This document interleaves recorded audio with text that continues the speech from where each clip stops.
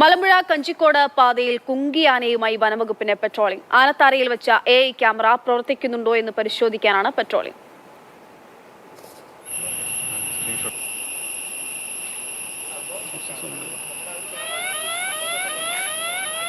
Crossing ரொம்ப ஆகுது, மனுஷங்களுக்கு ப்ராப்ளம் ஆகுதுன்னு சொல்லியிருக்காங்க ஃபாரஸ்ட் டிபார்ட்மெண்ட்லேருந்து.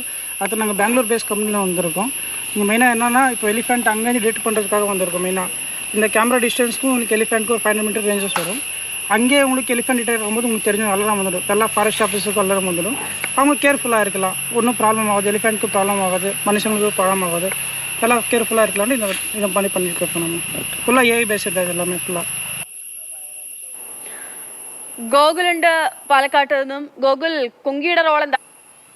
ഈ മേഖലകളിൽ AI ക്യാമറകൾ സ്ഥാപിച്ചിരുന്നു. വനം മേഖലയിൽ നിന്ന് ആന ജനവാസ മേഖലയിലേക്ക് വരുമ്പോൾ അത് തിരിച്ചറിയുന്നതിന് വേണ്ടിയാണ് തെർമൽ സംവിധാനങ്ങളുള്ള AI ക്യാമറകൾ സ്ഥാപിച്ചത്.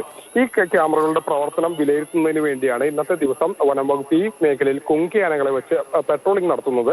കുങ്കിയാനകൾ ഈ AI ക്യാമറയിലൂടെ വരുമ്പോൾ എത്രമാത്രം തിരിച്ചറിയുന്നുണ്ട്, അലേർട്ട് ആവുന്നുണ്ട്, അങ്ങനെ ആനകൾ വരുമ്പോൾ എത്രമാത്രം ഈ ക്യാമറകൾ പ്രവർത്തിക്കുന്നുണ്ട് എന്നുള്ളത് അറിയുന്നതിന് വേണ്ടിയാണ് ഈ സംവിധാനം ഇപ്പോൾ ഒരുക്കുന്നത്. അതിന്റെ പെട്രോളിംഗും പരീക്ഷണവുമാണ് നടന്നുകൊണ്ടിരിക്കുന്നത്.